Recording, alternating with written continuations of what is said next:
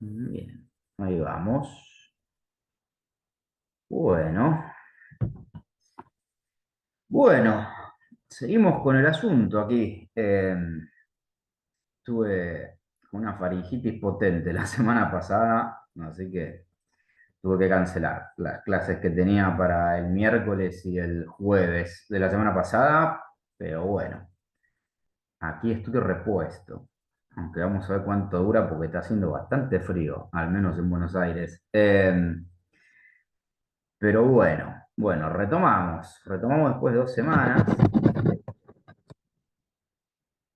retomamos y seguimos con Platón. Con Platón, este encuentro y el próximo, eh, vamos a, vamos a trabajar dos diálogos centralmente. Hoy uno que se llama el Menón y la semana que viene uno que se llama el Fedón. Y bueno, vamos a ver otras cosas obviamente en el medio, pero el eje van a ser esos dos diálogos. Bueno, y con eso obviamente ya cerraremos el asunto Platón y filosofía antigua. Y bueno, con eso al menos habremos trabajado un poquito más sistemáticamente, al menos a un autor. Eh, pero bueno, si les parece, vamos arrancando, gente. La vez pasada hicimos bueno, recordarán, ¿no? Primer encuentro vimos algo de presocráticos, más que nada Heráclito. Comenzamos la vez pasada con Platón, comenté algunas cuestiones introductorias y también contextuales, que bueno, obviamente no voy a repetir ahora, salvo que haya preguntas, obviamente. Como siempre, cualquier duda, pregunta, por favor, adelante, ¿eh? Por audio o por chat o por donde sea. Eh, y vimos un diálogo, que es uno de los primeros diálogos platónicos, que es la apología de Sócrates. Yo les comenté la vez pasada, hago también un breve raconto para retomar un poco y refrescar, que hace 2 semanas no nos vemos. Yo les comenté un poco la vez pasada que lo que es la obra de Platón está como...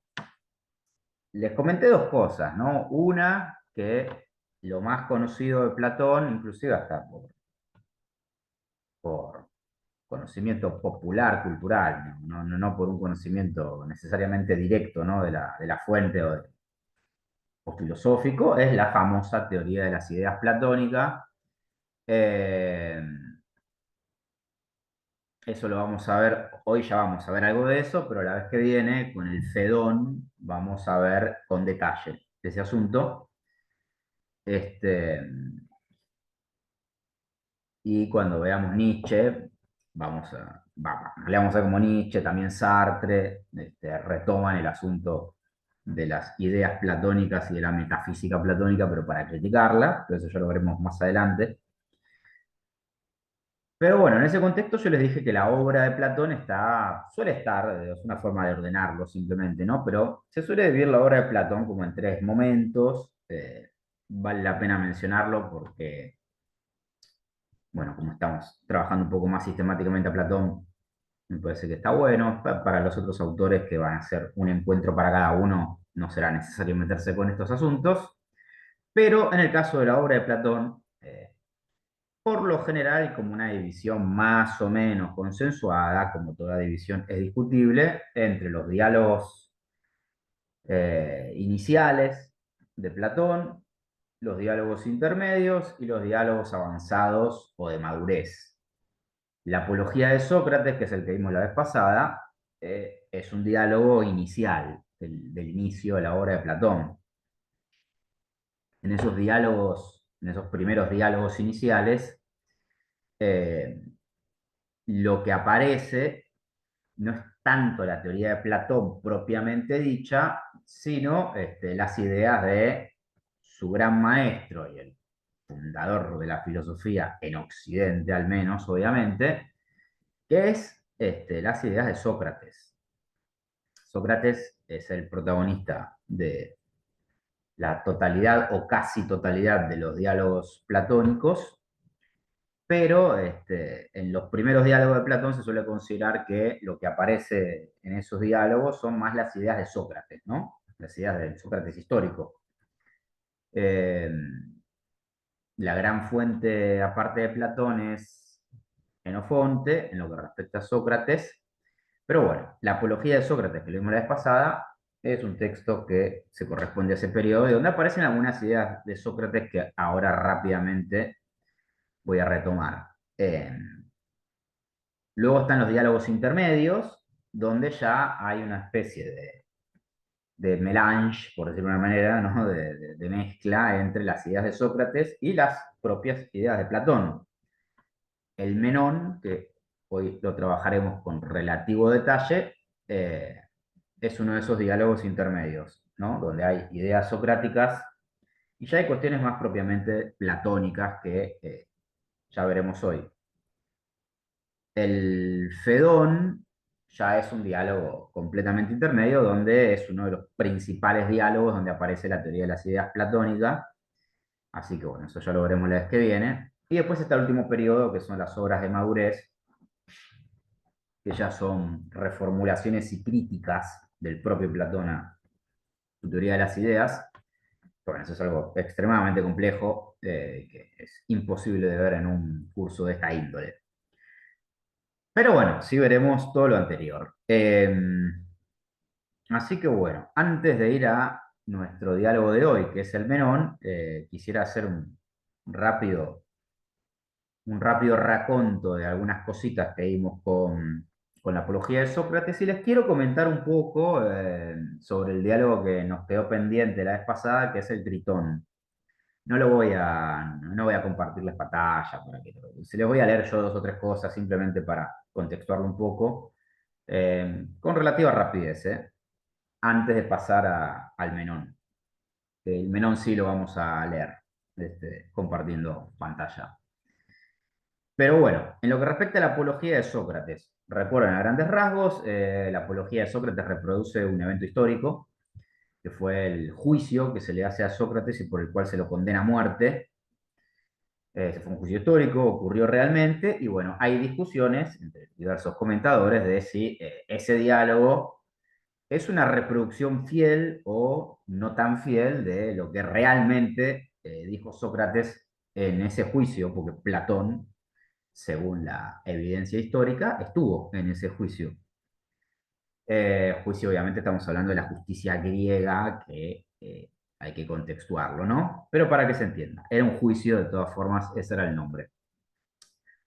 A Sócrates se lo condenaba, se lo acusaba, en realidad, perdón, se lo acusaba del crimen de impiedad, que era un crimen serio, es decir, de corromper a los jóvenes para no creer en las deidades propias de la ciudad.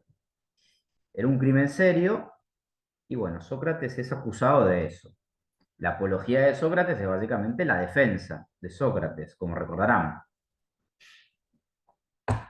De toda esa amalgama que vimos un poco la vez pasada, dos o tres cosas para recordar, que era lo que fuimos extrayendo, ¿no? Del diálogo, que algunas de esas cosas van a aparecer, obviamente, hoy también con el Menón.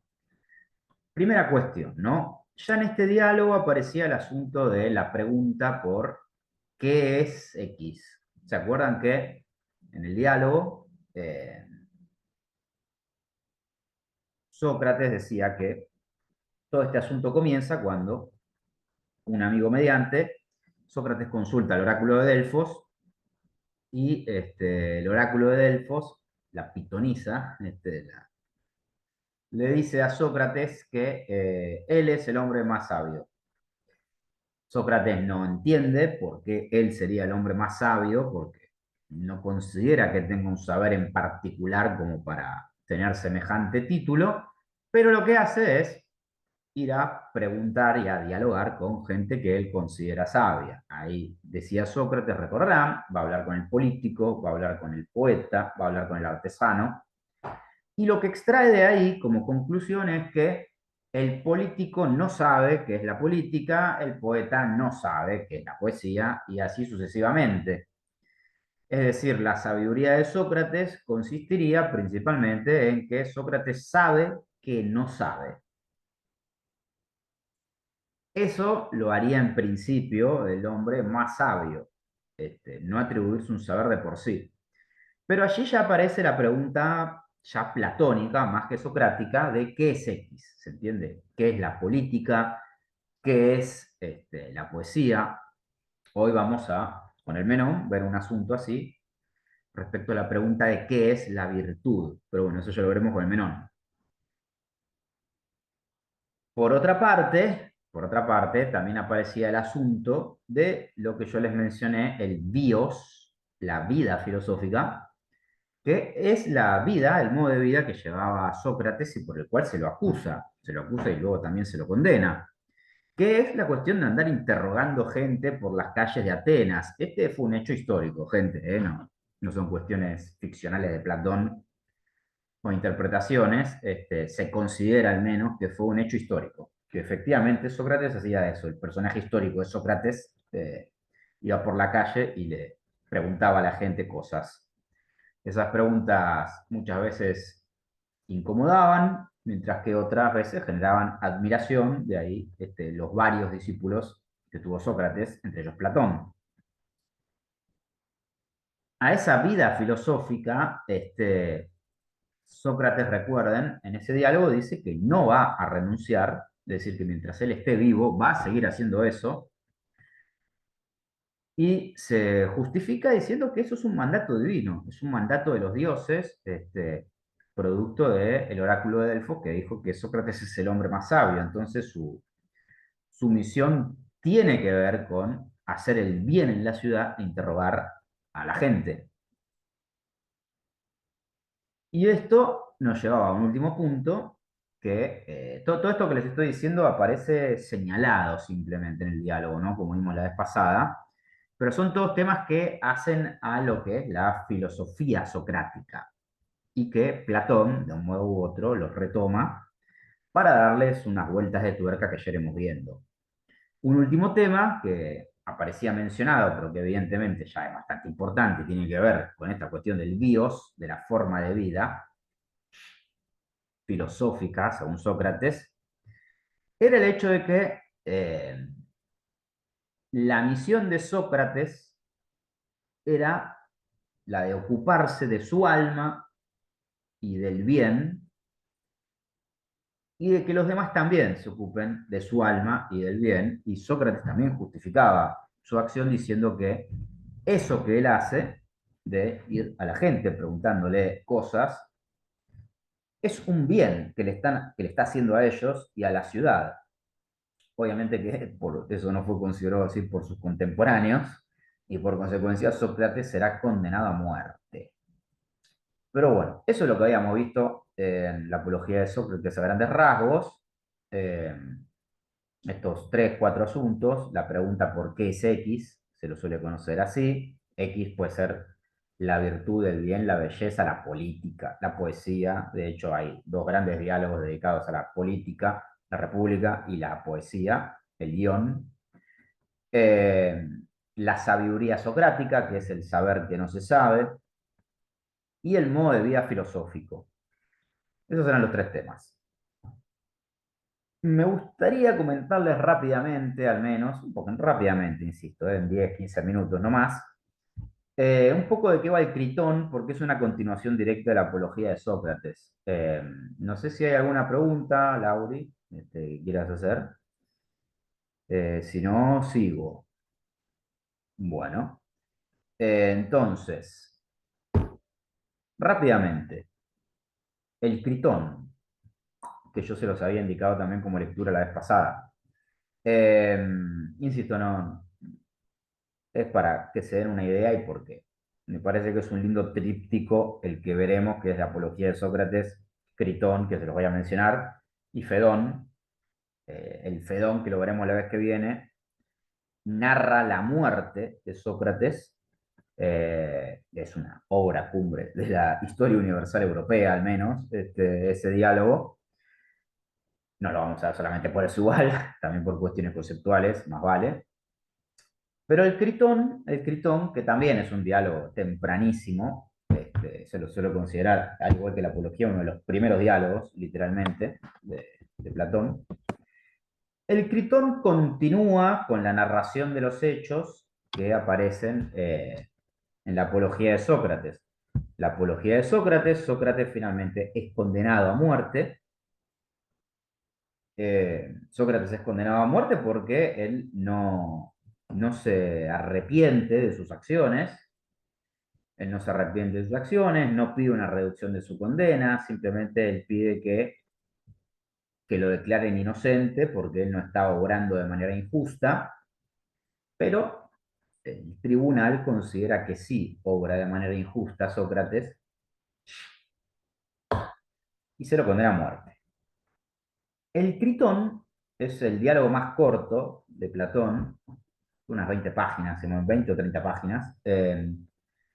Es el diálogo más corto y lo que narra son eh, un debate que tiene con Critón cuando Sócrates está preso ya, está en una prisión, esperando su traslado para hacer, su traslado no, esperando el momento en el cual van a llegar unos barcos y cuando lleguen esos barcos será la señal de que Sócrates será ejecutado.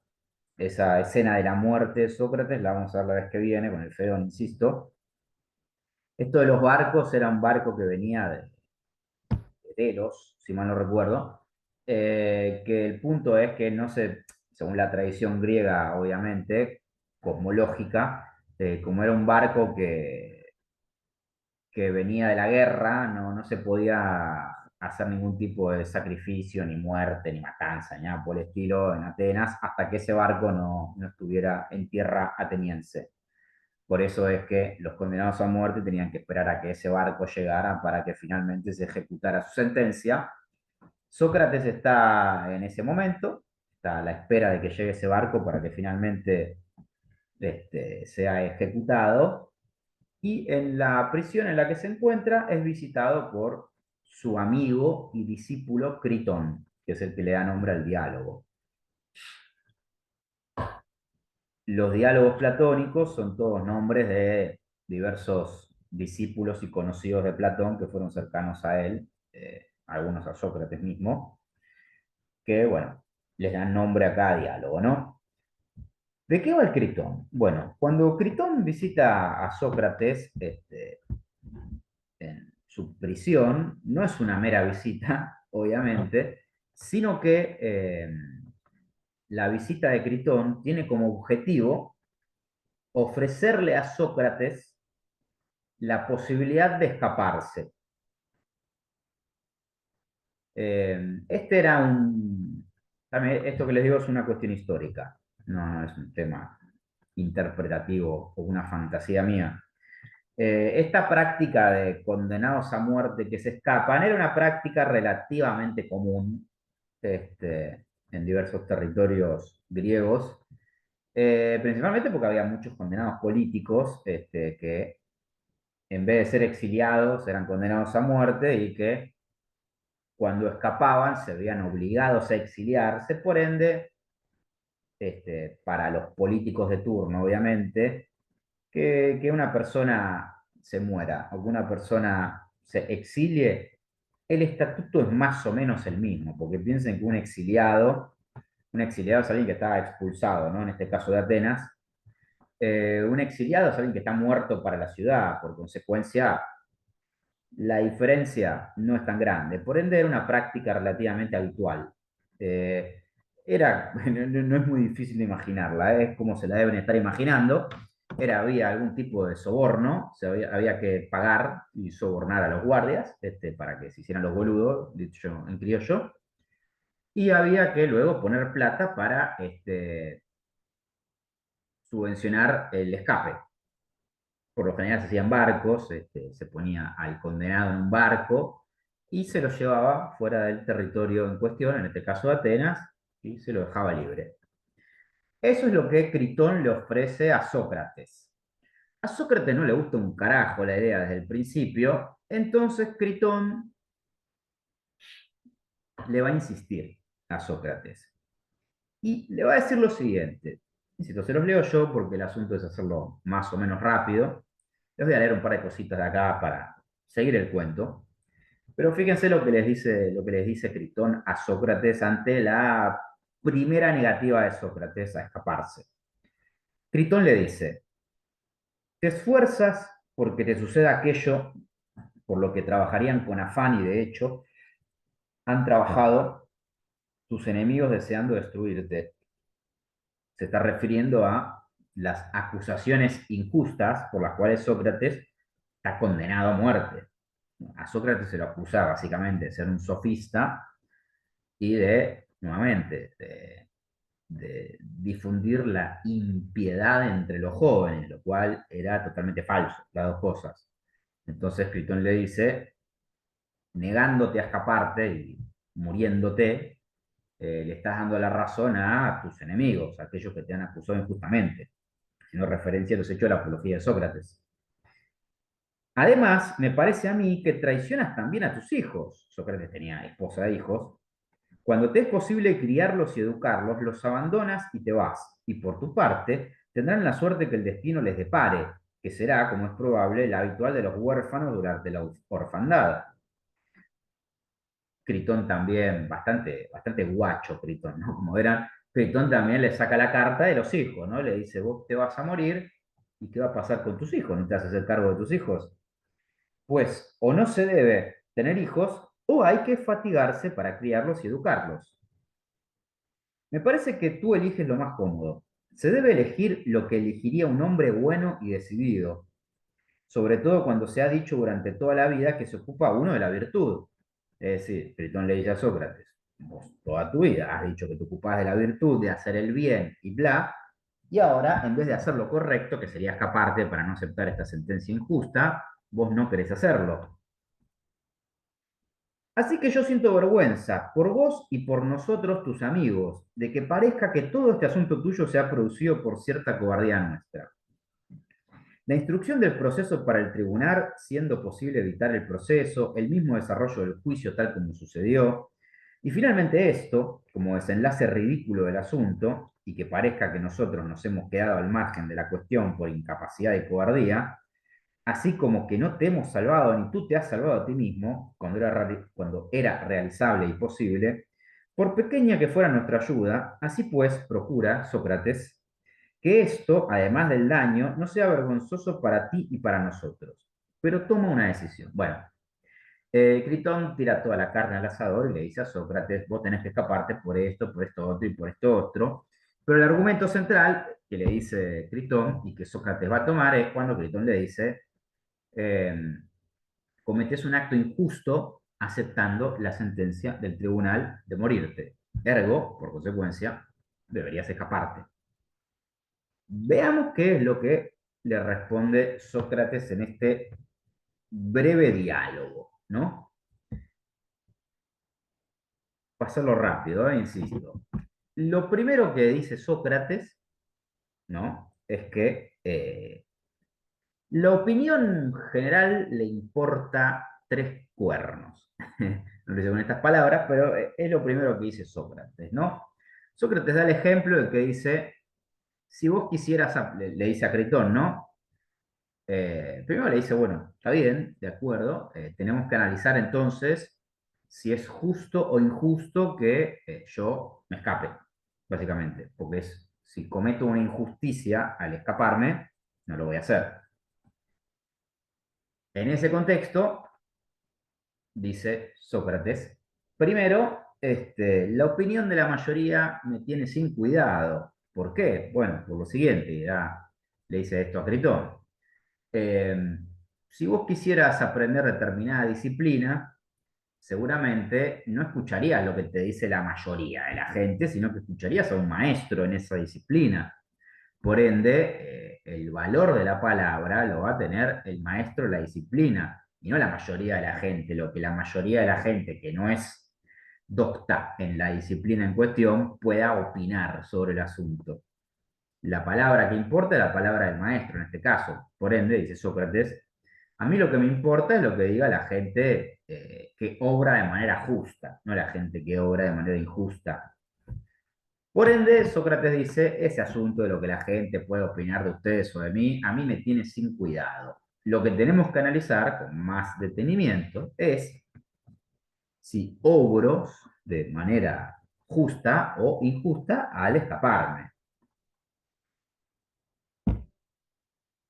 Entonces, Sócrates dice lo siguiente, ¿no? Fíjense, esto lo dice más adelante, pero dice, luego, de ningún modo se debe cometer injusticia, dice Sócrates. Critón responde, sin duda, Sócrates, por tanto, tampoco si se recibe injusticia se debe responder con injusticia. Es decir, Sócrates dice, por más que me hayan hecho algo injusto, no por eso yo tengo que responder de manera injusta, como cree la mayoría, puesto que de ningún modo se debe cometer injusticia. Critón es evidente.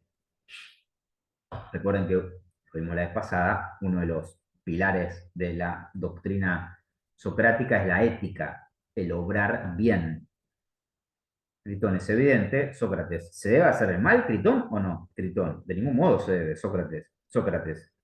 ¿Y responder con el mal cuando se recibe el mal es justo, como afirma la mayoría, o es injusto? Respuesta de Sócrates, de ningún modo es justo, Sócrates, pues el hacer daño a la gente en nada se distingue de cometer injusticia. Critón dice la verdad, y finalmente, Sócrates, luego no se debe responder con la injusticia ni hacer mal a ningún hombre, cualquiera que sea el daño que se reciba de él.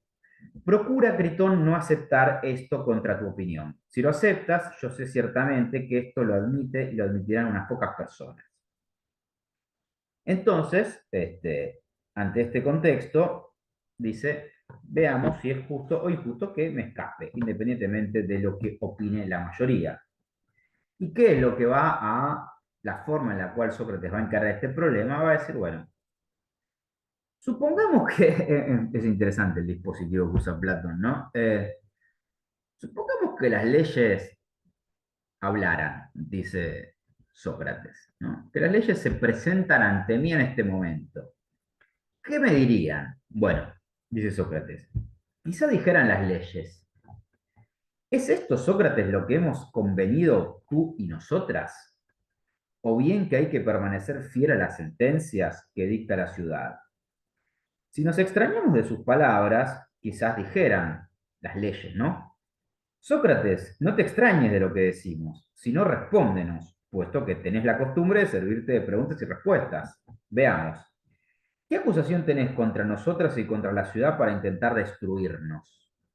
En primer lugar, ¿no te hemos dado a nosotras la vida y por medio de nosotras desposó tu padre a tu madre y te engendró? Dinos entonces, ¿a las leyes referentes al matrimonio les censurás algo que no esté bien? No las censuro, diría yo, Sócrates. Entonces, dirían las leyes, a las que se refieren a la crianza del nacido, bueno, bla, bla, bla. ¿Podrías decir en principio que no sos el resultado de nosotras y nuestro esclavo, y vos y tus ascendientes, tus hijos?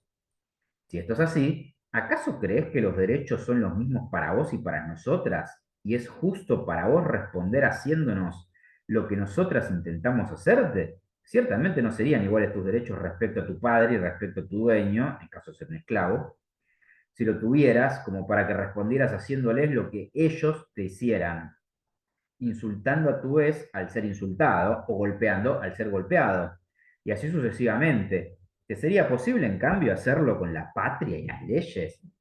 De modo que si nos proponemos matarte porque lo consideramos justo, por tu parte intentes en la medida de tus fuerzas destruirnos a nosotras, las leyes y a la patria, y afirmes que al hacerlo obrás justamente vos, el que en verdad se preocupa de la virtud. Es decir, las leyes le dirían a Sócrates, primero, acá hay como varias cuestiones, insisto, como estoy pasando rápido, no es mi idea, salvo que haya preguntas, obviamente no es mi idea detenerme acá, sino ir al menón, pero primero, ¿no? Rápidamente. El argumento de las leyes básicamente es el siguiente. Sócrates dice, yo existo por las leyes de la ciudad. Ahora voy a eso, pero dice, yo existo por la ley de la ciudad. Mis padres existen por la ciudad, por las leyes de la ciudad. Las leyes de la ciudad están por encima mío. Ahora bien, por encima mío en términos de obediencia, de los beneficios que obtengo por estar en esta ciudad. Ahora bien, unos ciudadanos han cometido una injusticia contra mí. ¿Eso me habilita a yo cometer una injusticia contra la ciudad, contra las leyes? Porque al escaparme, estoy contradiciendo las leyes, dice Sócrates. Por consecuencia, las leyes están por encima de los ciudadanos, tienen otro estatuto. No es un obrar justo reproducir el mismo trato entre ciudadanos, que pueden obrar de manera justa o de manera injusta, con las leyes que quienes están en la ciudad deben considerar necesariamente que son leyes justas. Este asunto del respeto por las leyes, eh, obviamente que hay un conservadurismo político de fondo, más vale, eso es innegable, como notarán, pero más allá de eso, que es una categoría aparte hiper, mega, archi, moderna, eh, estamos, recuerden algo que les dije en el encuentro pasado, en el primer encuentro sobre Platón, estamos en el contexto de la ciudad ateniense y del nacimiento de el demos, de la democracia, de la primitiva democracia ateniense. Este, la ciudad con sus leyes y su política está muy por encima de los ciudadanos individuales. De hecho, es la misma ciudad la que le otorga la capacidad del ejercicio político a los ciudadanos griegos. Recuerden que los ciudadanos griegos son los varones propietarios que no son esclavos. O sea, hay que tener un par de cositas para ser ese ciudadano, ¿eh? Pero el punto es que nadie obliga a una persona a quedarse en la ciudad, se pueden ir de la ciudad, nadie los va a perseguir ni nada por el estilo, pero al quedarse en la ciudad se deben acatar esas leyes. Aparte de que estamos, insisto, hablando de Atenas, que es el epicentro, en términos históricos, de esta primitiva forma de democracia que era muy considerada por la intelectualidad griega. El pueblo no tanto, pero sí por la intelectualidad griega. Entonces, ese es el argumento de Sócrates, ¿no? El respeto por las leyes y por ser un ciudadano. De hecho, bueno, no se los leo porque, insisto, quiero ir al Menón, pero las leyes le van a decir algo así a Sócrates como, bueno, si vos considerás o hubieras considerado que nosotras, las leyes de esta ciudad, somos injustas, tú hubieras sido, pero vos elegiste, nadie te puso, bueno, esto no se lo dicen, ¿no? Pero para bajarlo al criollo, nadie te puso un revólver en la cabeza para que vos te quedes en la ciudad, para que vos elijas criar a tus hijos en la ciudad, para que vos elijas tener como esposa a una mujer ateniense, nadie te obligó a eso. Vos lo hiciste por voluntad propia. Es decir, vos gozás de los beneficios de las leyes de esta ciudad y ahora resulta que nosotras, que no te hicimos nada, porque los que te hicieron algo son unos ciudadanos que han obrado injustamente, pero nosotras las leyes no te hemos hecho ningún daño y vos nos vas a hacer un daño a nosotras. Eso es obrar de manera injusta y es hacer el mal. Y Sócrates, por sus bios, por su forma de vida, no lo va a hacer. Por consecuencia, obviamente, no se va a escapar. Fíjense, las leyes le dicen, si vos violás estos acuerdos y faltás en algo, examina qué beneficio te vas a hacer a vos mismo y a tus amigos, que también tus amigos corren peligro de ser desterrados, de ser privados de los derechos de ciudadanos o de perder sus bienes, es casi evidente. Vos mismo, en primer lugar, si vas a una de las ciudades próximas, Tebas o Megara, pues ambas tienen buenas leyes, vas a llegar como enemigo de su sistema político. Bueno, fíjense, el sistema político está de fondo en todo esto. Y todos los que se preocupan de sus ciudades te van a mirar con suspicacia, considerándote destructor de las leyes. confirmarás para tus jueces la opinión de que se te ha sentenciado rectamente en el proceso. Es decir, si vos te escapás, le vas a dar la razón a quienes te han condenado injustamente, además. En efecto, el que es destructor de las leyes parecería fácilmente que es también corruptor de jóvenes y de gentes de poco espíritu, que es por el hecho de que lo condenaron. ¿Acaso vas a evitar las ciudades con buenas leyes y los hombres más honrados? Bueno, fíjense que las leyes son duras, ¿no? Como notarán. Finalmente, para terminar, porque era simplemente para comentarles un poco de qué iba esto, las leyes le dicen finalmente esto a Sócrates. Más bien, Sócrates, danos crédito a nosotras. Esto lo dicen al final literalmente el diálogo. Danos crédito a nosotras, que te hemos formado, y no te hagas en más ni a tus hijos, ni a tu vida, ni a ninguna otra cosa que a lo justo, para que cuando llegues al Hades, expongas en tu favor todas estas razones ante los que gobiernan allí. En efecto, ni aquí te parece a ti ni a ninguno de los tuyos que el hacer esto sea mejor, ni más justo, ni más pío, ni tampoco será mejor cuando llegues allí. Pues bien, si te vas ahora, te vas condenado injustamente no por nosotras las leyes, sino por los hombres, lo que les decía recién. Pero si te marchás tan torpemente,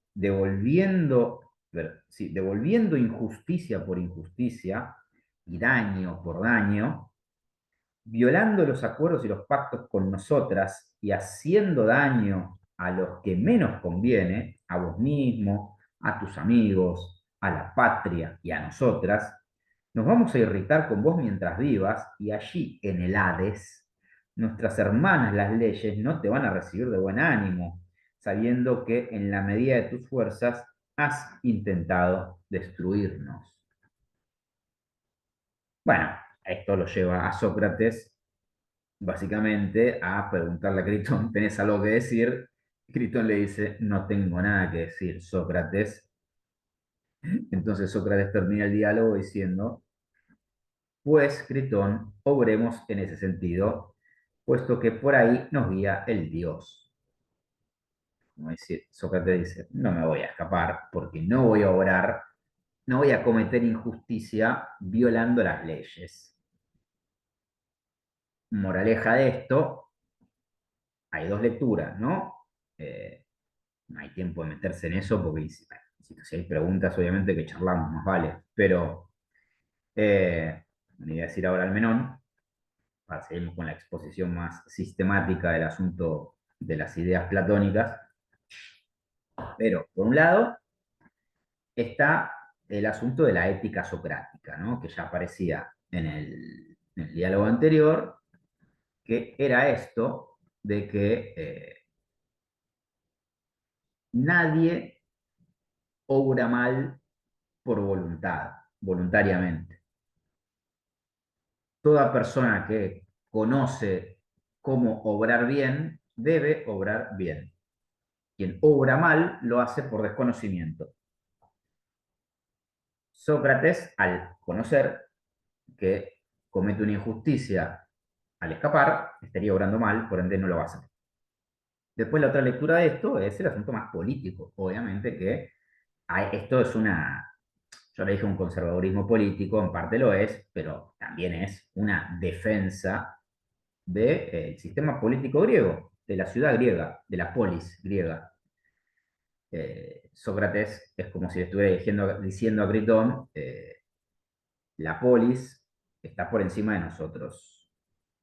Nosotros podemos hacer filosofía por los dioses, por el dios, obviamente, pero también por la polis. Fíjense que también responde por un lado, la cosmología griega, ¿no? Del vínculo con los dioses, y también a una cuestión bien histórica, que es la importancia de este naciente sistema político griego. Eh, a ver, Lauri, muy bueno, no conocía esta historia en este diálogo, muy interesante. Ah, ¿viste? Eh, sí, no, no es de los más conocidos, el Critón. Y bueno, hay una escena más de esto, que es la muerte de Sócrates, que ya la veremos la vez que viene con el Fedón, que bueno, eso ya si se habrán pintado cuadros con el Fedón y la muerte de Sócrates. Eso ya son palabras mayores, pero bueno, lo veremos la vez que viene. Bueno, con esto no les voy a decir que cerramos porque sería una exageración, pero bueno, ya hacemos a un lado un poquito la doctrina más propiamente socrática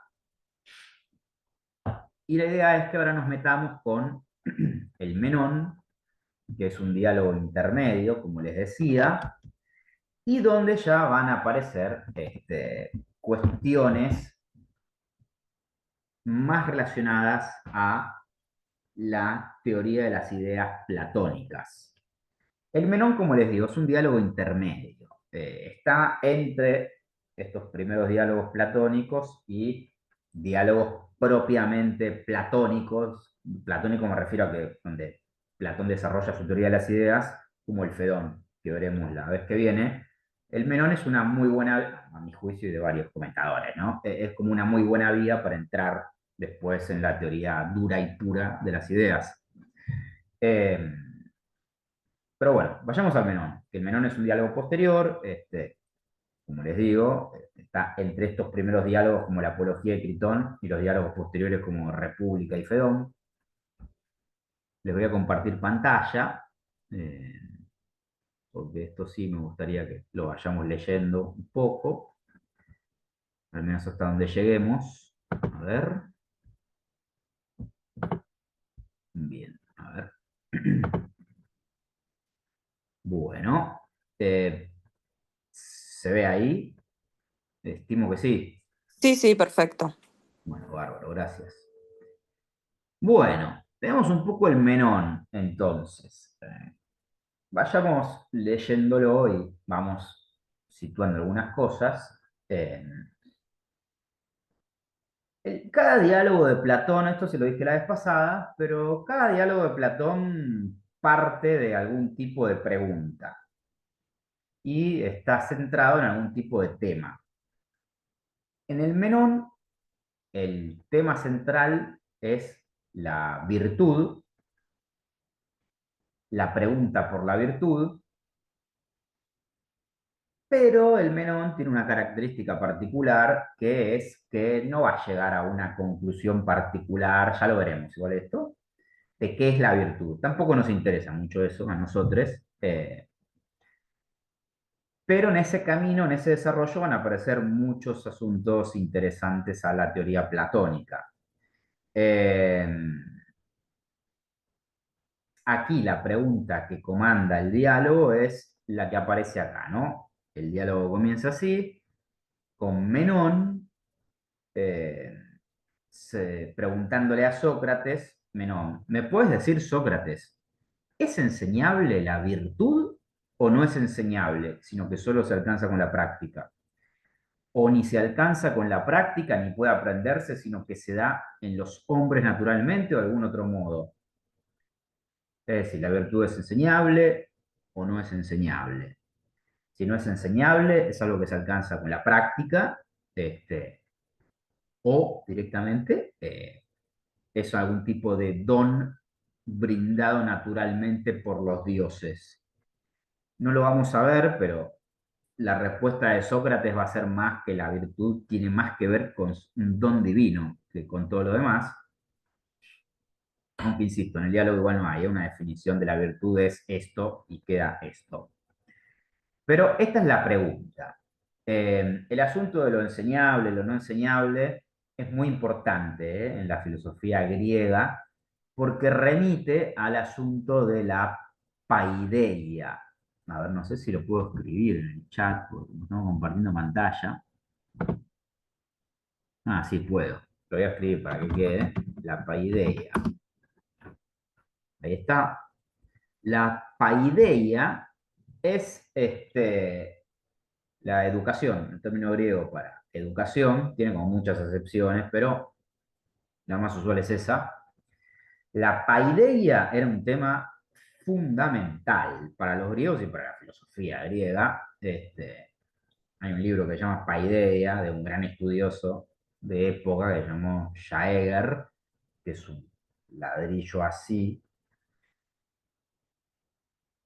La paideia era fundamental porque si estamos en el sistema político de una naciente democracia, donde la palabra, la circulación de la palabra va a empezar a paulatinamente tomar un lugar preponderante, donde antes el lugar preponderante estaba dado por leyes dictadas por los dioses directamente y por una función, obviamente, sacerdotal que estaba mezclada con la función política.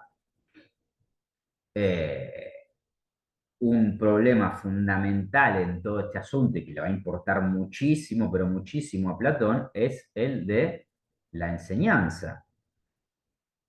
La enseñanza de la filosofía, pero que en última instancia es la formación del ciudadano griego. Son problemas fundamentales para la Grecia de esta época, cómo formar al ciudadano.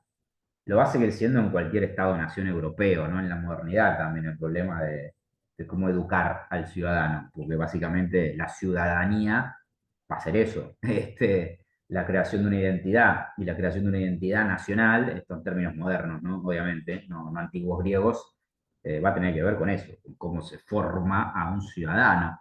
Bueno, la genealogía etimológica e histórica de ese asunto en Occidente al menos, insisto, nos retrotrae al problema de la paideia, de la enseñanza. Platón le dedica los dos diálogos más extensos que escribió, que son la República y las leyes. Las leyes es uno de los últimos diálogos platónicos. La República, bueno, es tal vez el diálogo platónico más conocido. Eh,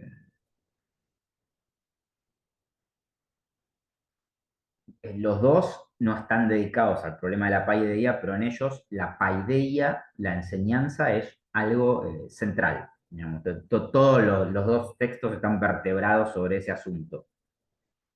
Si bien en un caso el asunto central es la política, en el otro las leyes, como le indica su título, pero la paideia está ahí en primer plano. Entonces van a ver que aparece mucho en los diálogos socráticos esta pregunta de esto es enseñable o no es enseñable, cómo es enseñable, bla, bla, bla. Un filósofo como Michel Foucault se va a hacer una panzada con esto y va a decir, si leemos con atención a los griegos, lo que vamos a encontrar es todo un conjunto tecnológico, un conjunto de técnicas que son las que los griegos habrían inventado para enseñar. Interesantísimo, pero que bueno, ya hablaremos de Foucault mucho más adelante. Entonces, volviendo al Menón, aparece la pregunta por la virtud. Veamos cómo sigue el asunto. Sócrates, con respecto a esto, le va a decir lo siguiente, ¿no? Le va a decir, comparto la pobreza de mis conciudadanos en este asunto, de si la virtud es enseñable o no, y me reprocho el no tener por completo ningún conocimiento sobre la virtud. Recuerden, doctrina socrática, saber que no se sabe. Sócrates dice, yo no sé lo que es la virtud, tendremos que descubrirlo. Y de lo que ignoro, ¿qué es? ¿De qué manera podría conocer precisamente cómo es? Bueno, fíjense cómo pasa a primer plano el problema del qué es, ¿no? Esto es como súper esquemático, gente. Uno de los al menos para mí, y en términos pedagógicos lo digo también, tómenlo así, pero em, el motivo por el cual uno podría afirmar que la filosofía, al menos en los términos occidentales y eurocentristas, se inventó con Sócrates y con Platón, es porque básicamente, o mejor dicho, el motivo por el cual esa afirmación no debería ser tan dilemática, tan problemática, más allá que uno puede problematizar lo que quiera, obviamente, mientras haya argumentos, pero el motivo por el cual es una afirmación que a mí me parece no debería como causar tanto, o por qué, es porque inventaron la filosofía en el sentido de que, como estarán notando, por primera vez en la historia del pensamiento occidental, aparece la pregunta por el concepto, por el qué es esto, qué es lo otro. La versión cultural, vulgar, si ustedes quieren decirle, con respecto a la filosofía, cuando uno habla de filosofía con amigues, con quien sea, que no saben un cuerno de filosofía, no tienen por qué saberlo, y la idea que tienen en la cabeza de la filosofía, ¿cuál es? Y que un filósofo es alguien que pregunta muchas cosas, que se hace muchas preguntas y que pregunta por qué esto, por qué lo otro, por qué esto otro. Bueno, ese asunto nace con Platón y con Sócrates. Preguntar qué es esto, por qué esto es determinado. En los presocráticos que vimos en el primer encuentro, no está tanto la pregunta de qué es esto, qué es lo otro, sino que está más el enunciado de esto es así porque, ¿se entiende? Hay un orden cosmológico por el logos. El logos es la deidad, los dioses, el orden, la razón, en los términos que vimos de Heráclito, por ejemplo, ¿no? ¿Qué es ese orden? Es la pregunta, si ustedes quieren, pero no es la pregunta generalizada por el concepto, por la cosa, por el X, que sí aparece sistematizada con pretensión de sistema en Platón y en Sócrates. Por eso es que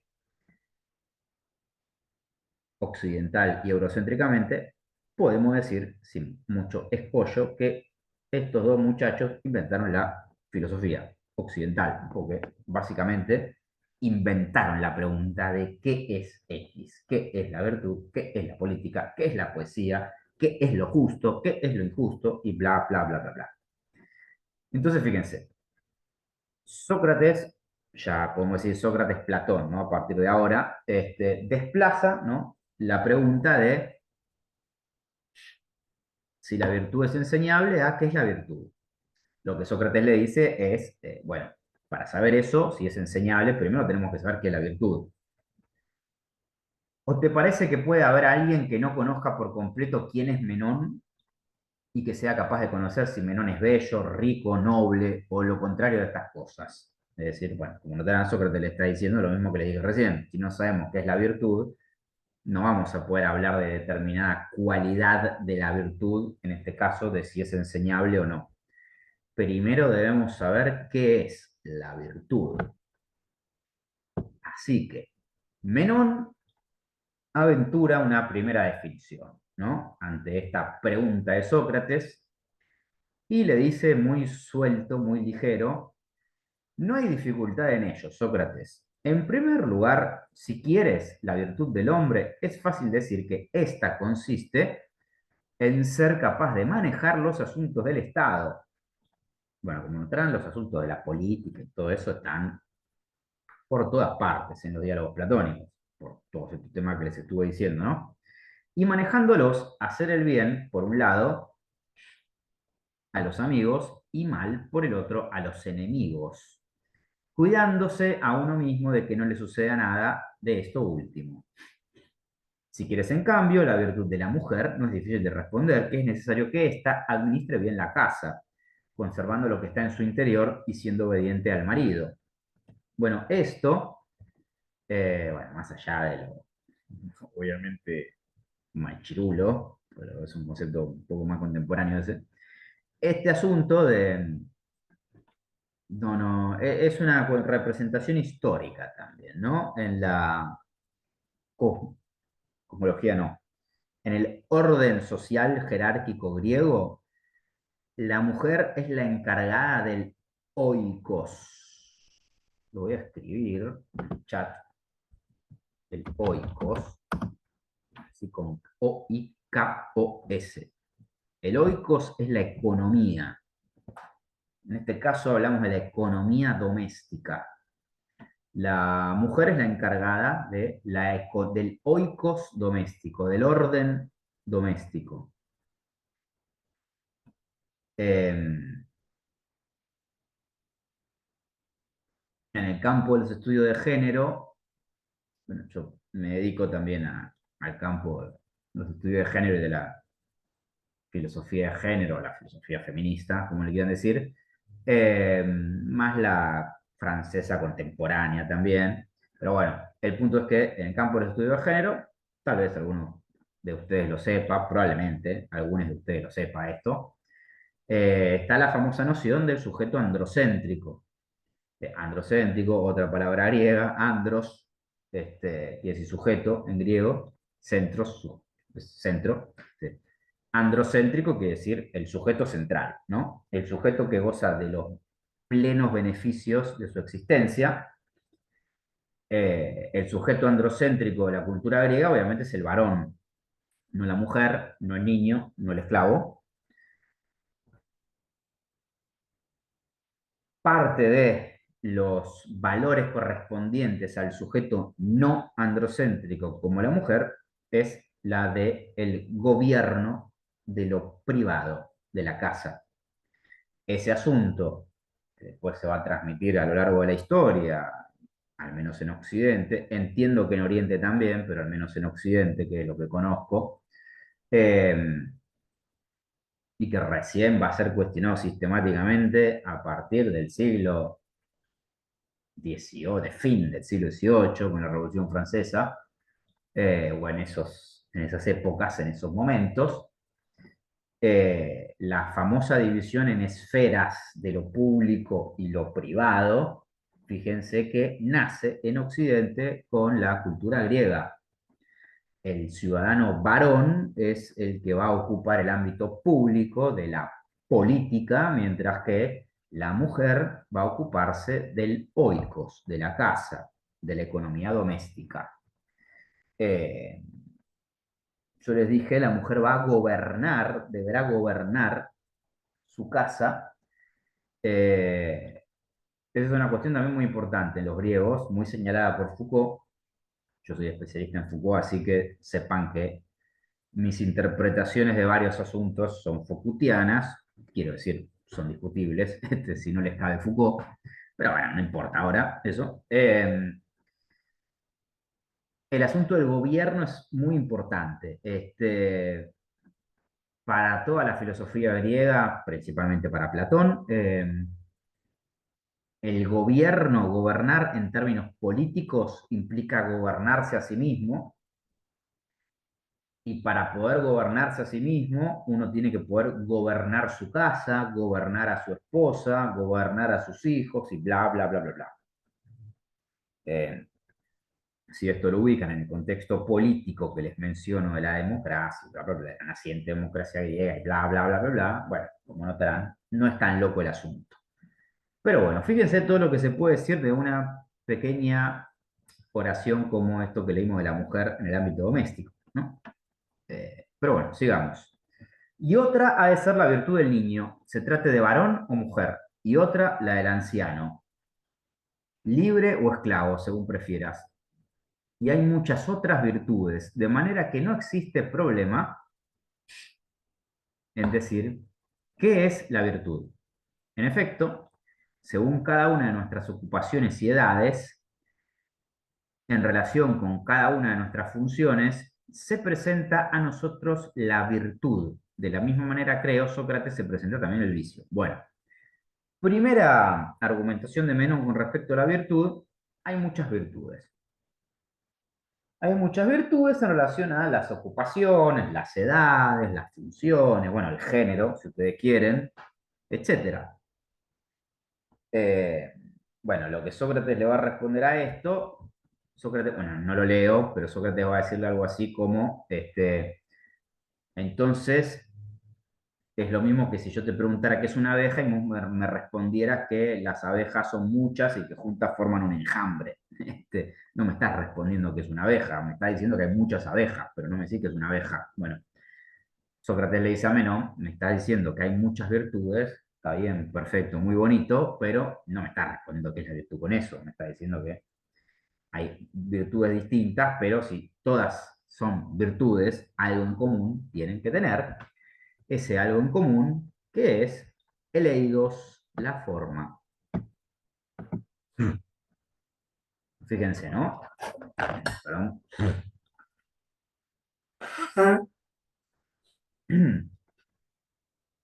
Las secuelas de la faringitis, ¿no?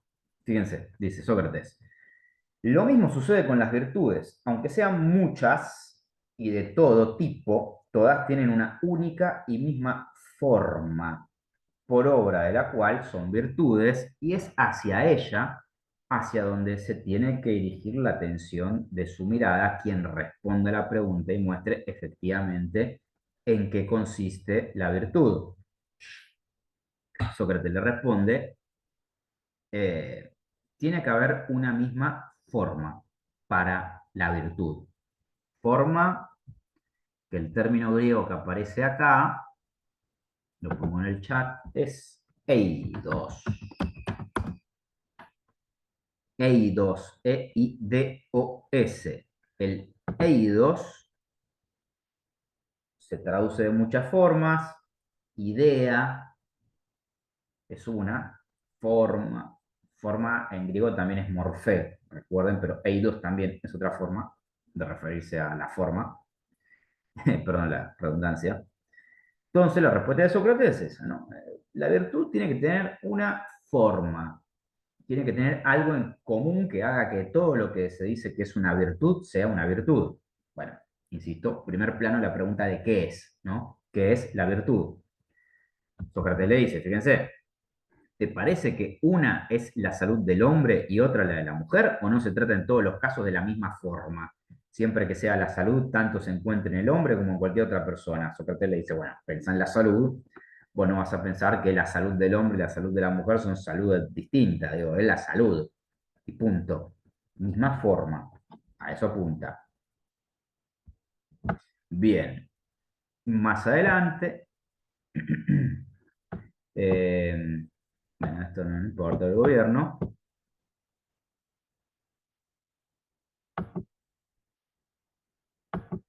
Fíjense, ¿no? Menón acaba de decir, siguiendo con el diálogo, ¿no? Menón dice, la justicia, Sócrates, es una virtud.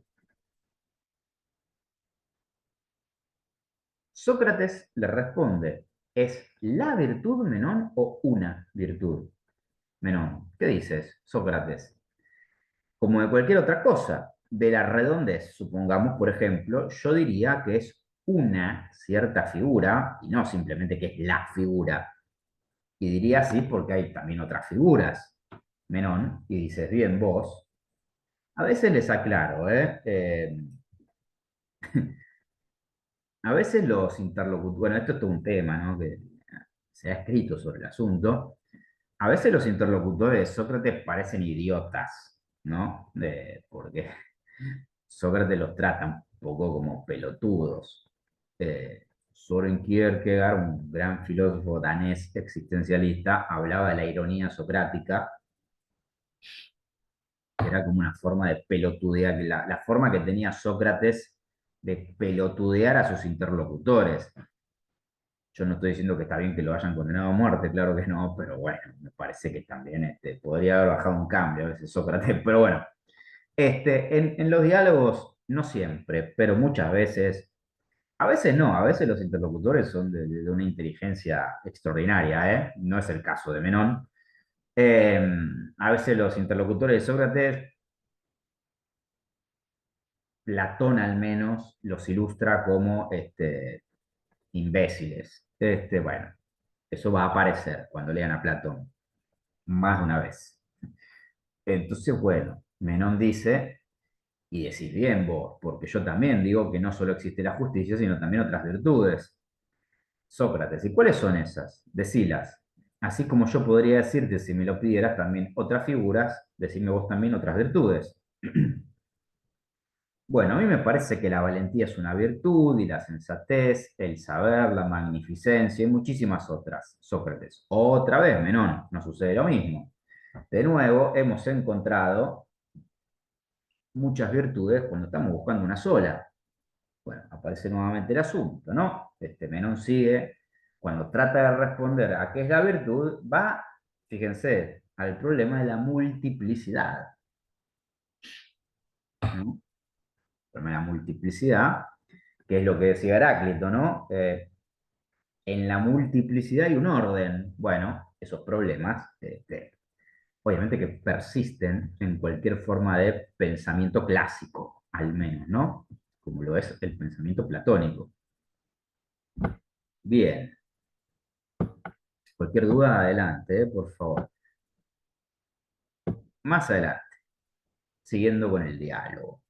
Eh, Obviamente yo hago una selección de lo que me parece pertinente a los fines pedagógicos, ¿eh? Si han leído el diálogo y quieren detenerse en algo, me dicen. En algo que digo que no haya marcado yo. Dice Sócrates más adelante. Entonces, ya puedes comprender a partir de eso lo que yo entiendo por figura. Acá Sócrates va a dar una serie de ejemplos ante su interlocutor no tan sagaz y mordaz como Menón. Sócrates va a decir, bueno, mira, te voy a dar un par de ejemplos de más o menos consensuadamente qué es X, qué es tal cosa. A ver si con estos ejemplos podemos decir qué es la virtud. Y Sócrates le dice, la figura, que ya la mencionó antes. De toda figura digo en efecto esto, que ella es aquello que limita lo sólido, o más brevemente diría que la figura es el límite de un sólido. ¿Qué tenemos acá? La definición. No importa si están así, digo, no, obviamente que ese no es el problema acá, ¿eh? Tenemos la aparición de la definición. Tenemos un concepto y una definición del concepto. Tenemos el concepto figura y lo que define al concepto figura. Lo que define al concepto figura es que, según Sócrates acá, ¿no? Que es el límite de un sólido. Eh, Insisto, gente, esto que aparece acá es la primera vez que aparece en la historia del pensamiento occidental, por lo menos. Por ende, es que es tan importante todo esto, a mi juicio al menos, si uno quiere tener un acercamiento a la filosofía. A mi juicio tiene que saber que ese asunto nace acá y que esa pregunta, por más de sentido común que parezca, es constitutiva de lo que se entiende y se sigue entendiendo al día de hoy por filosofía, lo cual no quiere decir que la filosofía solamente sea preguntar por definiciones de conceptos, obviamente, que no se malentienda, pero es uno de los temas fundantes. Es tan fundante esto como lo que les decía la política, ¿no? Que la filosofía en términos occidentales nace a partir de las condiciones de posibilidad y la justificación del demos, del sistema democrático griego, ateniense. Pero bueno, tenemos esto, ¿no? Eh, Algo más a señalar acá. Es un tema interesantísimo, que da para mucho, pero bueno, no lo puedo desarrollar por cuestiones de tiempo, tampoco es que yo soy un especialista en el tema, vale aclarar, pero ustedes se van a encontrar Silena Platón, obviamente que también mi objetivo con dedicarle 3 clases a Platón es que a algunos de ustedes les pique el bichito de leer a Platón por su cuenta. Ojalá que eso ocurra, si ocurre me lo cuentan después. Eh, si ustedes van a leer a Platón, se van a encontrar que una de las mayores disciplinas y mayores ejemplos a los que recurre Platón son ejemplos ligados al campo de la matemática, de la geometría, este, mismo acá en el diálogo, ¿no? Si leyeron el Menón, aparece un problema geométrico, que no lo vamos a desarrollar porque es aburridísimo aparte, pero aparece un problema geométrico. Eh, bueno, eso se debe a la vinculación no socrática ya, sino platónica de Platón con la doctrina principalmente pitagórica. La escuela pitagórica, bueno, me imagino que varios de ustedes la deben conocer, la escuela pitagórica. La escuela pitagórica ponía al número como una entidad divina, lo consideraba como una divinidad al número, eh, y a las matemáticas como una forma de la expresión de ese orden divino. Esto aparece en un montón de lados, ¿no? La matemática como el lenguaje de Dios y bla, bla, bla. Hasta hay películas sobre ese asunto. Este asunto de los números es muy importante en el desarrollo y en el pensamiento filosófico europeo. Para Platón, la única disciplina, no lo vamos a ver porque es algo ya más avanzado de Platón, que está lejísimos de algo introductorio como lo que estamos viendo, pero Platón inclusive tiene fórmulas matemáticas que aparentemente expresarían ni más ni menos que a las ideas platónicas. Eh, Se suele sostener que hay toda una doctrina matemática no escrita por Platón, que solamente la transmitió oralmente a varios de sus discípulos, que estaba centrada en la matemática. Este fuerte vínculo de Platón con la matemática, con la geometría, tiene que ver con que Platón consideraba con muy buenos ojos a las doctrinas pitagóricas.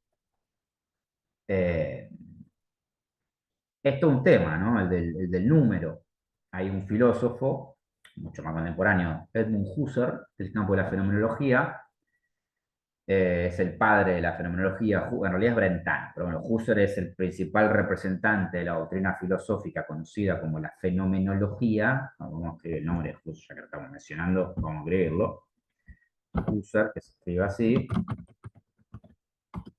Husserl, Husserl, eh, uno de los filósofos más importantes del pensamiento contemporáneo europeo, dedica su tesis doctoral a el problema de la aritmética. Y ahí Husserl se pregunta cómo es que tenemos la noción de número.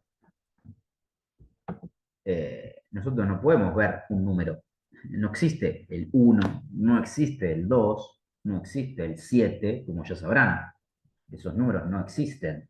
Sin embargo, funciona. ¿No? Funcionamos con números. Todos sabemos qué es el 1, qué es el 2, qué son números, pero los números no existen. Entonces Husserl se pregunta cómo es que aparece la idea de número, porque evidentemente el correlato empírico no basta, ¿no? Con decir que, bueno, como hay unidades, si las sumamos y las restamos y bla, bla, bla, aparece el número, porque eso por sí solo no lo explicaría. A lo que voy simplemente es que este tipo de problemas son también importantes en la historia de la filosofía y ya aparecen en Platón, sobre todo con el tipo de ejemplos como este de la figura y bla, bla, bla. Volviendo. Platón va a dar otra definición, en este caso el color. A partir de esto entonces comprende lo que te digo, como decía Píndaro. El color es una emanación de las figuras, proporcionando la vista y por lo tanto perceptible, proporcionado, perdón, la vista y perceptible. Otra definición, en este caso el color. El color es otro problema ya de la historia de la filosofía. Además que nada el empirismo inglés en este caso, pero bueno, no voy a torturarles con eso. Aparece una serie de definiciones, como notarán, ¿no? La figura, el color, entonces sigue la pregunta. ¿Qué es la virtud? Bueno, Menón se va a hinchar un poco las pelotas de estas preguntas de Sócrates y va a proporcionar una de las imágenes más célebres con respecto a Sócrates. Y va a decirle que esta imagen ya aparecía en la apología de Sócrates. Va a decirle Menón que Sócrates hincha tanto las, bueno, lo dice así, ¿no?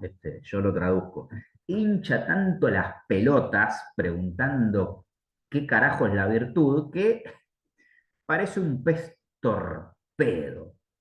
A la mierda, ¿no? Bueno, fíjense lo que dice Menón. Y si se me permite hacer una pequeña broma, diría que eres parecidísimo por tu figura como por todo lo demás a ese chato pez marino, el torpedo. También él, en efecto, entorpece al que se le acerca y lo toca, y me parece que vos ahora has producido en mí un resultado semejante. Pues en verdad estoy entorpecido de alma y de boca, y no sé qué responderte. Bueno, este es uno también, otra característica de la filosofía más socrática que platónica, que era marear tanto al interlocutor con preguntas de qué es esto, qué es esto, qué es esto, no, esto que está diciendo no es, esto tampoco, que el interlocutor al final dice, bueno, está bien, ¿querés que te diga que soy un imbécil, Sócrates? Está bien, soy un imbécil, no tengo la menor idea de qué es la virtud. ¿Estás contento? ¿Querías escuchar eso, Sócrates, que soy un imbécil? Bueno, acá el pobre Menón le está diciendo a Sócrates, me estás bombardeando tanto con tus preguntas que me estás dejando estúpido. Así que espero que estés contento, porque estoy admitiendo que soy un estúpido delante tuyo. Quien desarrolló todo esto de manera magistral, insisto, es Søren Kierkegaard, ese filósofo que tiene todo un tratado sobre la ironía socrática. Bueno, sin embargo, miles de veces he pronunciado innumerables discursos sobre la virtud, también delante de muchas personas, y lo he hecho bien, o por lo menos así me parecía. Pero ahora, por el contrario, ni siquiera puedo decir qué es. Y me parece que has procedido bien, no zarpando de aquí ni residiendo afuera. En cualquier otra ciudad, siendo extranjero y haciendo semejantes cosas, te hubieran recluido por brujo. Bueno, la obra de Platón está llena también de pequeñas alusiones de los interlocutores de Sócrates diciendo lo que haces es peligroso, mira que vos pelotudeas mucho a la gente y un día te puede salir mal. Le salió mal, se murió. Pero bueno, también lo importante acá, más allá de la percepción un poco jocosa que les doy de Sócrates, que igual no deja de ser históricamente real, lo que estoy diciendo, eh, es que Menón también dice, ¿no? Yo creía saber lo que era la virtud hasta que apareciste vos e iluminaste mi ignorancia y me hiciste dar cuenta que soy un reverendo imbécil que no sabe de lo que habla. Porque yo hablaba de la virtud y resulta que no sé qué es la virtud. Bueno, también vamos a hablar en serio, ¿no? También qué pretendía Sócrates, que la gente le dijera qué lindo, qué bonito, que me hiciste sentir como un imbécil. La verdad que es difícil, ¿eh? Es difícil. Pero bueno, se entiende el punto, me imagino. Esta imagen del pez torpedo de Sócrates atacando y dejando estúpido a su interlocutor, insisto, es muy común, aparece mucho en los diálogos. A Sócrates también le decían que, esta me gusta más, que era molesto como un tábano. Si han estado por el sur, al menos, yo hago montañismo, así que estoy dando mucho por el sur, sabrán que los tábanos son una de las cosas más molestas que existen en la historia de la humanidad. Así que bueno, que a Sócrates le dijeran que era un tábano da cuenta de que probablemente rompía las pelotas a un nivel sideral. Pero bien, continuando con el diálogo, ¿no? Dice más adelante Sócrates, ¿no? Acá ya aparece algo más sustancial, ¿eh? Dice, lo que dicen, perdón, los que lo dicen son aquellos sacerdotes y sacerdotisas que se han ocupado, no importa qué dicen, se han ocupado de ser capaces de justificar el objeto de su ministerio. Pero también lo dice Píndaro. Bueno, Píndaro, que parece de vuelta, era un poeta griego. Y muchos otros de los poetas divinamente inspirados. Recuerden que Sócrates sería un mortal inspirado por los dioses a hacer lo que hace. Y las cosas que dicen son estas, y tú pon atención si te parece que dicen la verdad. Esto es importantísimo, acá ya nos metemos de lleno en Platón. Esto es de Platón, no de Sócrates, según los comentadores, ¿no? Y dice, afirman en efecto que el alma del hombre es inmortal y que a veces termina de vivir lo que llaman morir, a veces vuelve a renacer, pero no perece jamás. Bueno, aparece uno de los temas centrales que ya nos sitúa en la teoría de las ideas de Platón, o la filosofía de Platón, la inmortalidad del alma. Eh, el diálogo que vamos a ver la vez que viene, el Fedón, es sobre la inmortalidad del alma, es sobre eso. Sócrates está a punto de morir Y Sócrates les dice, no me preocupa porque el alma es inmortal. Entonces, en ese diálogo, que veremos la vez que viene, Sócrates da sus argumentos de por qué el alma es inmortal. Acá aparece el asunto y es muy relevante. La doctrina en la creencia de la inmortalidad del alma es histórica, es como toda una galaxia de un universo aparte que a mí me apasiona. He leído un poco sobre el asunto, pero bueno, no tengo tiempo de situarlo ahora. Pero centralmente en el caso de Platón, acá aparece la influencia órfica de la secta, más que escuela, órfica de la época, que es la que cree pues, centralmente en la inmortalidad del alma, y que Platón también era un seguidor de la escuela órfica. Obviamente que el asunto de la inmortalidad del alma también está mezclado con Medio Oriente, y acá aparece la influencia del Medio Oriente en la filosofía griega. El asunto de la inmortalidad del alma es algo importado hacia Grecia, no es que los griegos inventaron la inmortalidad del alma, eso es ridículo. Eh, pero bueno, ese asunto que aparece acá en Platón y que es vertebral e importantísimo en la filosofía platónica, tiene que ver con la filiación platónica con la secta órfica. En términos históricos, esto, ¿no? Ya vamos a hablar mucho de la inmortalidad del alma, el encuentro que sigue, ¿eh? Pero en lo que hace al Menón es muy importante por lo que sigue, porque acá va a aparecer uno de los conceptos técnicos más importantes de Platón. Fíjense, dice, el alma, pues siendo inmortal y habiendo nacido muchas veces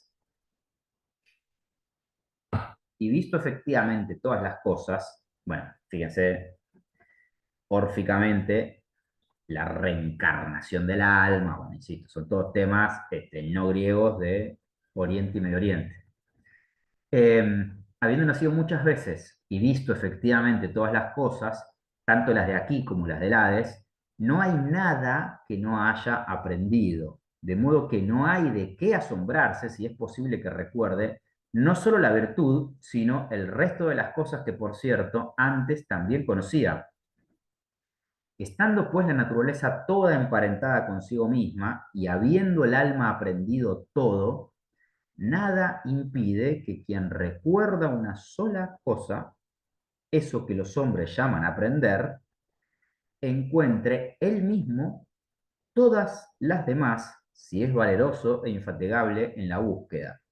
Fíjense lo que dice acá. Pues en efecto, el buscar y el aprender no son otra cosa, en suma, que una reminiscencia. Bueno, he aquí la teoría, la voy a escribir en el chat, de la reminiscencia platónica. La teoría de la reminiscencia platónica. ¿Qué quiere decir esto? Que todo aprender es para Platón un recordar. Esto es relativamente conocido, tal vez alguno de ustedes ya lo había escuchado o lo ha leído. Eh, ¿Por qué es un recordar?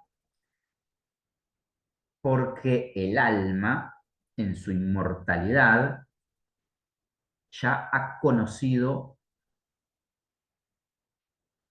acá en el Menón podríamos decir todo. Ya a partir del Fedón y de la teoría de las ideas, podríamos decir, el alma ya ha conocido las ideas que no están en este mundo, sino están en un más allá. Esas ideas son la forma, eso común que hace a la multiplicidad de virtudes, supongamos, es la idea de virtud. El alma ya conoce esa idea de virtud. Entonces, lo que hacemos en el plano terrenal, dice Platón, es rememorar ese conocimiento, recordarlo. Acá en este diálogo del Menón no aparece esto que les estoy diciendo de las ideas y de ese mundo más allá. Sí aparece el asunto de la inmortalidad del alma y de que todo conocer, todo aprender es un recordar. Eh, la vez que viene vamos a complementar esto con la teoría de las ideas, justamente, porque aquello que el alma ya recuerda y ya conoce son las ideas. Pero aparece este gran tema, la teoría de la reminiscencia platónica. Esto es uno de los puntos fundamentales de la filosofía de Platón. Eh, bueno, creo que vamos a terminar el diálogo, me parece, porque no queda tanto. A partir de acá, esto no lo voy a leer porque es un embole, bueno, para mí es un embole, capaz que a ustedes les apasiona, no sé. Sócrates dice, bueno, Menón, te voy a demostrar que todo aprender es un recordar, tráeme un esclavo, y le hace que un esclavo, le pregunta al esclavo, ¿no? Esclavo, vos no tenés ningún tipo de conocimiento matemático, geométrico, ni nada por el estilo, ¿no? El esclavo le dice, no, Sócrates, no, no sé nada de eso. Y Sócrates entonces, a través de un extenso interrogatorio, va haciendo que el esclavo es así, el personaje se llama esclavo, el esclavo resuelva un problema geométrico, justamente más que matemático, por su propia cuenta. En realidad lo está resolviendo a través de la guía de Sócrates, ¿no? Pero a la conclusión que llega Sócrates o a la demostración que pretende hacer es, bueno, mira, este tipo, este esclavo, no tiene ningún conocimiento matemático, ningún conocimiento geométrico, y sin embargo acaba de resolver un problema geométrico. Entonces quiere decir que su alma ya conoce sobre geometría. Bueno, esto que les dije, las matemáticas, la geometría, insisto, tiene que ver con los pitagóricos. Ya conoce sobre eso. Yo lo que hice, Sócrates, es guiarlo hacia ese conocimiento. Pero yo no le di ese conocimiento, yo nunca le dije, la resolución del problema es esta. Eso lo dedujo él. Obviamente que es discutible, ¿no? Que lo haya deducido él y que en realidad Sócrates no haya incitado esa deducción. Más vale que sí, que es totalmente discutible, pero eso no importa. Lo que importa es que Sócrates está intentando demostrar, Platón está intentando demostrar que en toda alma se encuentra un conocimiento que nosotros como mortales debemos recordar y que el conocer es recordar. Pero el asunto, bueno, ahí está el servidor, el esclavo, en algunas traducciones aparece como esclavo. El asunto no termina acá, porque fíjense, ¿no? Después de toda esa demostración, dice Sócrates, y estas opiniones que acaban de despertarse ahora en él son como un sueño. Hermosa frase, ¿no? Si uno lo siguiera interrogando muchas veces sobre estas mismas cosas y de maneras diferentes, ten la seguridad que las acabaría conociendo con exactitud, no menos que cualquier otro. Es decir, ¿qué está diciendo Sócrates acá? También es importante para lo que vamos a ver la vez que viene. Sócrates le dice, es cierto,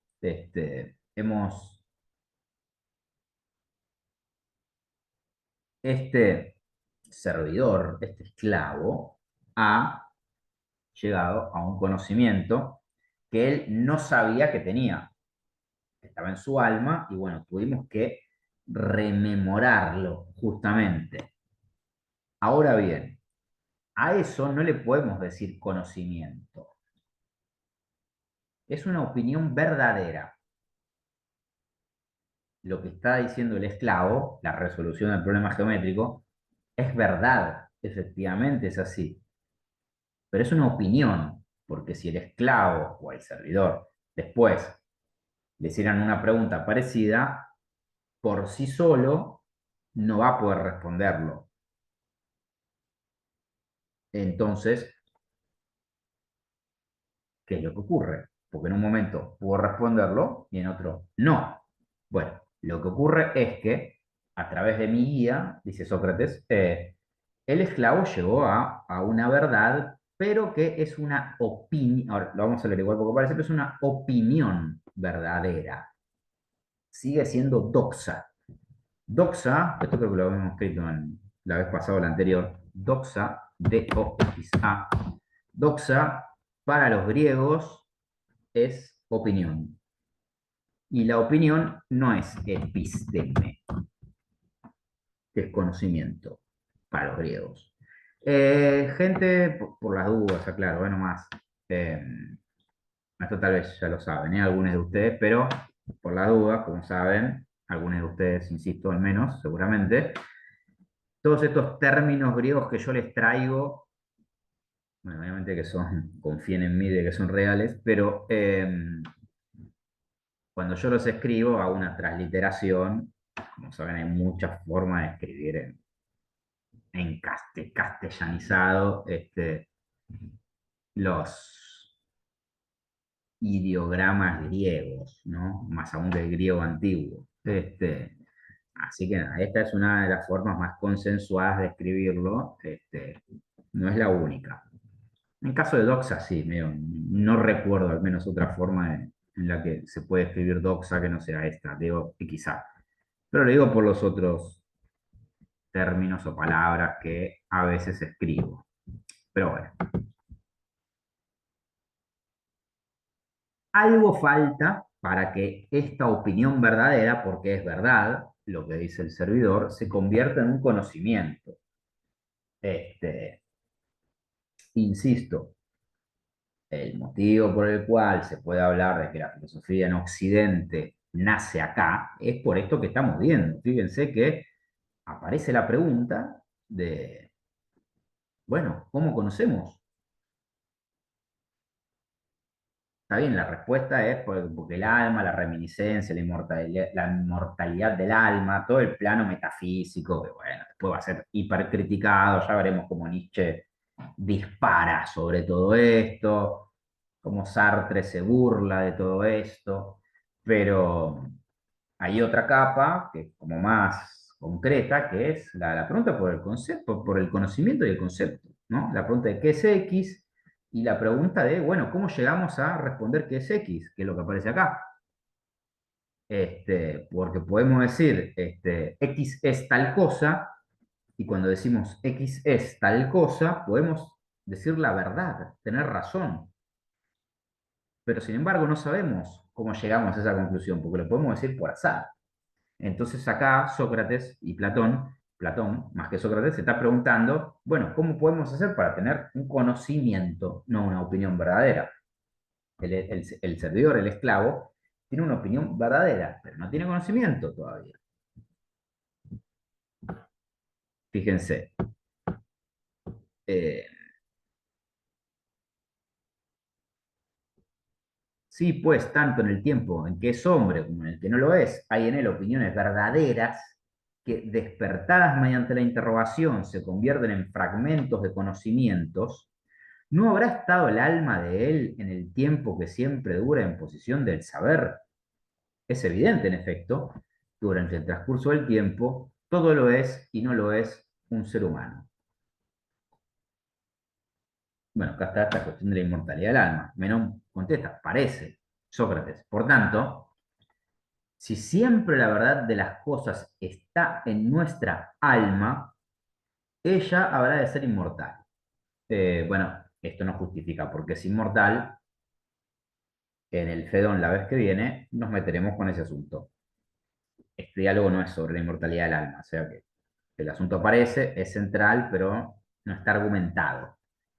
De modo que es necesario que lo que ahora no conozcas, es decir, no recuerdes, te pongas valerosamente a buscarlo y a recordarlo. Eh, mm, mm. Bueno, voy a saltear lo de la...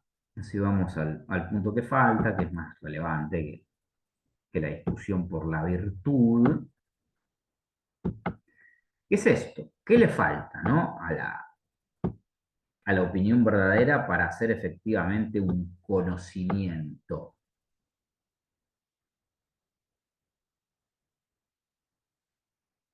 Segundo, acá.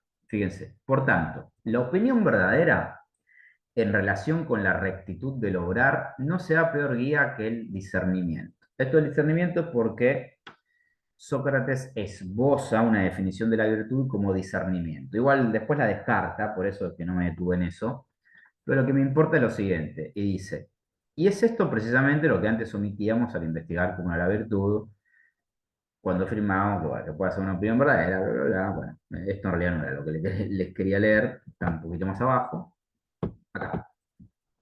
También las opiniones verdaderas, mientras permanecen quietas, son cosas bellas y realizan todo lo bien posible, todo el bien posible, pero no quieren permanecer mucho tiempo y escapan del alma del hombre, de manera que no valen mucho hasta que uno no las sujeta con una discriminación de la causa. Y esta es, amigo Menón, la reminiscencia, como convenimos antes. Una vez que están sujetas, se convierten en primer lugar en fragmentos de conocimiento y en segundo lugar se hacen estables. Por eso, precisamente, el conocimiento es de mayor valor que la recta opinión y además difiere aquel de esta por su vínculo. Bueno, acá está el asunto. Platón dice, lo que le falta a la opinión verdadera para que sea conocimiento es la discriminación de la causa. Insisto en lo que les vengo diciendo, la filosofía occidental, a mi juicio al menos, se puede decir que nace acá, no, afirmaciones tan categóricas me parecen un poco ridículas, como nació ahí, pero sí se puede decir que nació ahí, acá, por otro motivo, aparece el problema de la causa, que no está en estos términos en los presocráticos ni en la filosofía o el pensamiento anterior. Platón dice, lo que le falta al servidor para tener un conocimiento geométrico es la causa que hace que tal cosa sea tal cosa. Esa causa, acá, Platón la está ubicando en la reminiscencia, ¿no? En que la causa por la cual llegamos al conocimiento de que la figura era tal cosa, el color era tal otro y que la virtud sería tal cosa, la causa de eso es la reminiscencia en el sentido de que el alma es la causa de ese conocimiento. ¿Qué es lo que falta acá? La idea platónica, el hecho de que la causa de ese conocimiento, la forma común que habíamos leído antes, es la idea de virtud, la idea de figura o lo que sea. Que eso no está en este diálogo, pero ya lo vamos a ver la vez que viene en el Fedón. Lo que el alma conoce y lo que rememoramos es ese contacto con la idea platónica. Que, insisto, no está acá, pero lo vamos a ver la vez que viene. Pero fíjense cómo aparece el asunto de la discriminación de la causa, ¿no? La causa que hace que tal cosa sea tal cosa. Fíjense que ya este diálogo suele ser igual, considerado uno de los más importantes de Platón, porque aparecen todos estos problemas de golpe, ¿no? Así como, ¡pum!, los tira a la mesa. Fíjense cómo el asunto que vimos con Heráclito, ¿no? De que, como saben, como habrán notado, a mí me encanta Heráclito, ¿no? Así que, de hecho, a mí me parece mucho más divertido Heráclito que Platón, y yo estoy lejos de ser un fanático de Platón. Pero, noten que Nobles obliga, todo esto que estamos viendo es mucho más sistemático y específico que la concepción del orden heraclíteo, que está buenísima, pero carece de la pretensión de sistematicidad que hay acá. Obviamente la sistematicidad no lo hace más verdadero o menos verdadero, aclaro, ¿eh? Porque, insisto, podemos ver en la filosofía contemporánea cómo estas ideas fueron atacadas brutalmente. Pero, pero bueno, acá aparecen cuestiones medulares que hacen a lo que entendemos por filosofía. La pregunta por qué es X, por la causa, bla, bla, bla. Finalmente, para terminar, el diálogo termina por donde empezó. El diálogo termina con Sócrates diciendo ni más ni menos, pero lo cierto acerca de ello lo sabremos cuando, antes de buscar de qué modo la virtud se da a los hombres, intentemos primero buscar qué es la virtud, fíjense, en sí y por sí.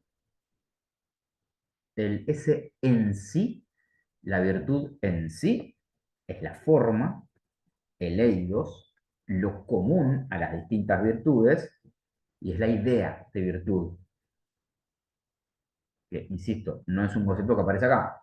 Yo lo estoy adelantando para lo que vamos a ver la vez que viene. Pero fíjense cómo el problema de qué es en sí la virtud aparece de lleno. No está respondido en el diálogo, pero aparece en primer plano. Lo que va a ser la teoría de las ideas platónicas, que veremos la vez que viene, ya como último encuentro de Platón, es darle una última vuelta de tuerca a todo este asunto diciendo, bueno, eso común a los diferentes particulares es la idea. Bueno, ya veremos la vez que viene qué es eso más o menos, obviamente, ¿no? ¿Qué es eso de la idea? Dejar de compartir. El diálogo termina acá. Pum, ahí termina. Esas son casi las últimas palabras del diálogo, lo que vamos a leer. Bueno, bueno, hasta acá llegamos con el Menón. Me parece bastante. Bueno, che, no sé si hay alguna duda, pregunta por allí, Lauri. Muchas gracias, estuvo súper interesante, la verdad. Nunca, creo que no había entendido Platón hasta hoy, así que súper agradecida. Bueno, me alegro, che, me alegro. Bueno, entonces, dejemos acá. La vez que viene vamos con el Fedón. Vamos a retomar un poco algunas de estas cosas porque, bueno, como notarán, estos tres encuentros, digamos, el anterior, este y el de la vez que viene, son como bastante encadenados, ¿no? Después cuando pasamos al próximo tema, que será la filosofía moderna con Descartes, ahí el asunto va a ser distinto y después con la última parte del seminario volveremos a Platón, pero para hacerlo trizas, como harán los contemporáneos. Pero bueno, la vez que viene vamos con el Fedón. Es un diálogo complejo, pero que vale la pena, es bellísimo. Y veremos algunas cosas de la teoría de las ideas platónica pura y dura. Si queda tiempo, voy a introducir alguna cosita de la República. No le digo que lo lean porque la República es una lectura asombrosa y extraordinaria, pero bueno, es un bodoque así, la verdad que hacerle leer tres hojitas de mierda de la República no le veo mucho sentido, así que vamos con el Fedón. Si queda tiempo, les comento alguna cosita de la República que es relevante para la teoría de las ideas platónicas. Si no queda tiempo, veo cómo me echarlo mientras vamos viendo el Fedón y ya. Pero si pueden leer el Fedón, lean el Fedón. Bueno, gente, la seguimos el miércoles que viene. Este, Les mando un Gracias, abrazo. nos vemos. Bueno, che.